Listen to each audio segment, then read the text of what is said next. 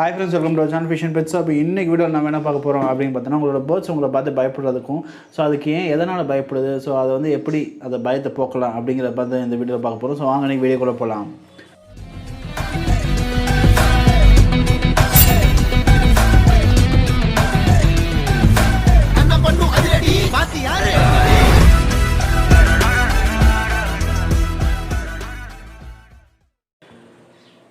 இந்த வீடியோக்குள்ளே வந்துட்டோம் அப்படின்னா நம்ம பேசிக்காகவே நம்ம என்ன பார்க்குறோன்னா உங்களோட பேர்ட்ஸ் நிறைய பேர் கமெண்ட் பண்ணியிருந்தாங்க. என்னென்னா என்னோடய பேர்ட்ஸ் நான் கிட்ட போனாலே சட சட கேஜுக்குள்ளே அங்கிட்டு இங்கிட்டுன்னு ஓடுறது பறக்கிறது லைக் உங்களை பார்த்தாலே பயப்படுற மாதிரி.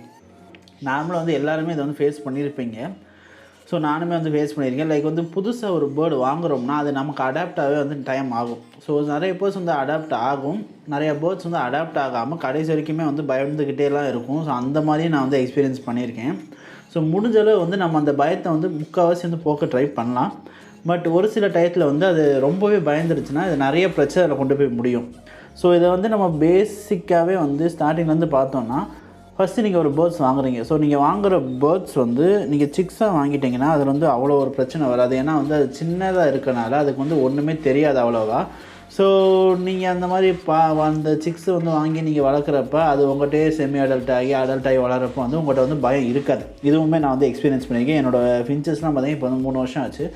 அதுக்கும் நான் இப்போ புதுசாக ஏதாவது ஒரு பேர்டு வாங்கிட்டு போட்டதுக்கும் இல்லை ஒரு அடல்ட் பேரே நான் வாங்கிட்டு போட்டிருந்தாலுமே அது 1 வருஷம் ஆன பேர்டாக இருந்தாலுமே அது பயப்படும் கண்டிப்பாக.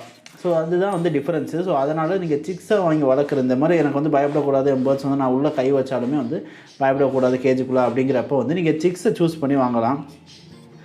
இல்லை இப்போ நான் பேர்ட்ஸ் வாங்கிட்டேன், இந்த பேர்ட்ஸ் என்னை பார்த்து ரொம்ப பயப்படுது, இப்போ நான் என்ன பண்ணலாம் அப்படிங்கிற பார்த்தோன்னா ஃபஸ்ட்டு நம்ம இந்த பயப்படுறனால என்னென்ன பிரச்சனை வரும் அப்படிங்கிறத பார்ப்போம். ஃபஸ்ட்டு உங்களோட பேர்ட்ஸ் உங்களை பார்த்து பயப்படுச்சுன்னா ஒழுங்காக ஃபீட் எடுக்காது. இது எப்படின்னா நீங்கள் அந்த ரூம் ஒரு லிவிங் ரூமாக வச்சுருக்கீங்க, அதில் நான் பேர்ட்ஸ் வச்சுருக்கீங்கன்னா உங்களை பார்த்தோன்னே சாப்பாடு எழுந்திரிச்சு ஓடி போயிடாது.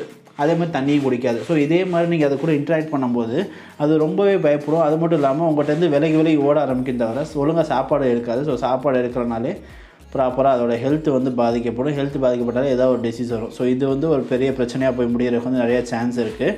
இன்னொன்று ரொம்ப ரொம்ப முக்கியமானது, நீங்கள் பேர்ட்ஸ் வாங்கினாலும் இது ஒன்று தான் ரொம்ப எதிர்பார்ப்பீங்க. அது என்னென்னா ப்ரீடிங். அந்த ப்ரீடிங் நடக்காமையே போயிடும். ப்ராப்பராக அந்த பேர்ட்ஸ் ரொம்ப பயப்பட்டுச்சுன்னா ப்ரீடிங் பாசிபிளே கிடையாது. ஏன்னா எப்போ ஒரு பேர்ட்ஸ் பேருக்கு நம்ம இருக்கிற இடம் இல்லை அந்த கேஜ் சேஃப்னு அதுக்கு தெரியுதோ அப்போ தான் அது ப்ரீடே பண்ணும்.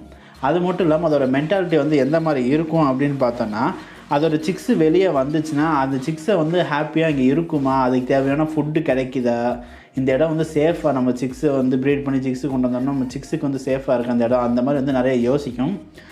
அந்த மாதிரி இருக்கப்போ இந்த பேர்ட்ஸ் தன்னைத்தானே அதுவே பயந்துட்டு இருக்கிறான், அதை எப்படி ப்ரீட் பண்ணி அது முட்டை போட்டு குஞ்சு பொரிக்கும்.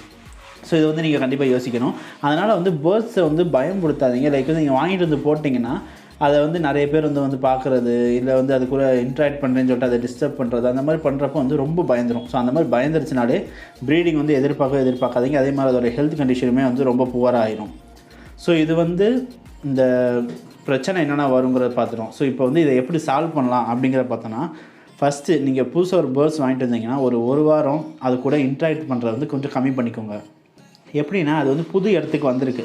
அதுக்கு அந்த இடத்துக்கு ஃபஸ்ட்டு அந்த கேஜுக்கு அடாப்ட் ஆகணும். அந்த கேஜை மூளையாக போய் சுற்றி பார்க்கும், மேலே ஏறி பார்க்கும், பானை இருந்தால் பானைக்குள்ளே போய் பார்க்கும், பானைக்குள்ளே எட்டி பார்க்கும். இந்த மாதிரி அந்த கேஜ் அதுக்கு பழகணும்.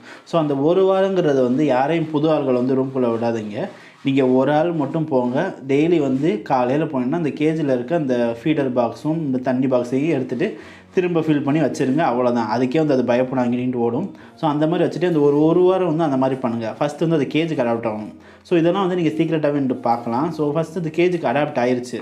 ஓகே, அடுத்து உங்களை பார்த்து பயப்படாமல் இருக்கணும்னா இங்கே முக்கியமாக நீங்கள் பண்ண வேண்டியது டைம் ஸ்பெண்ட் பண்ணுறது. நீங்கள் அந்த பேர்ட்ஸ் எந்த இடத்துல வச்சுருக்கீங்க, ஒரு பால்கனியில் வச்சுருக்கீங்கனாலும் சரி, இப்போ ஒரு பால்கனியில் வச்சுருக்கீங்க இல்லை ரூம்குள்ளே வச்சுருக்கீங்கன்னா அந்த ரூமோ இல்லை பால்கனிலேயோ ஒரு சேரை போட்டு உட்காந்துருங்க. உட்காந்துட்டு கொஞ்சம் டிஸ்டன்ஸ் தள்ளி உங்களோட கேஜில் கொஞ்சம் டிஸ்டன்ஸ் தள்ளிட்டு நீங்கள் அதை கண்டுக்காமல் உங்களோட வேலைகளை நீங்கள் பார்த்துக்கிட்டே இருக்கணும்.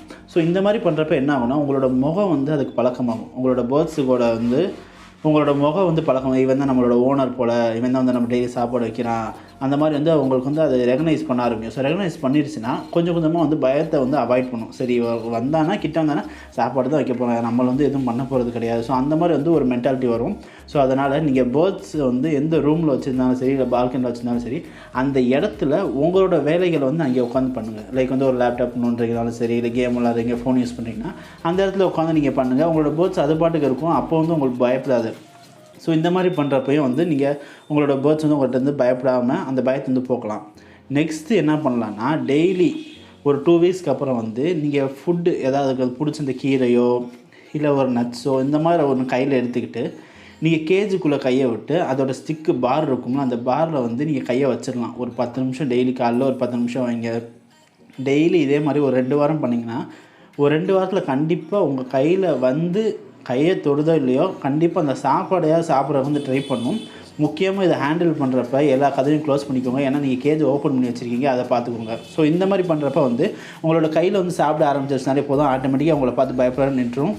ஸோ இதையும் நீங்கள் இந்த டெக்னிக்கும் ஒன்று வந்து நீங்கள் ட்ரை பண்ணலாம். இன்னொன்று, ஒரு பேர்ட்ஸ் வாங்கிட்டிங்கனாலே வந்து நிறைய பேர் வந்து உள்ளே விடாதீங்க. அந்த வாங்கி கொஞ்ச நாள் ஆகும்.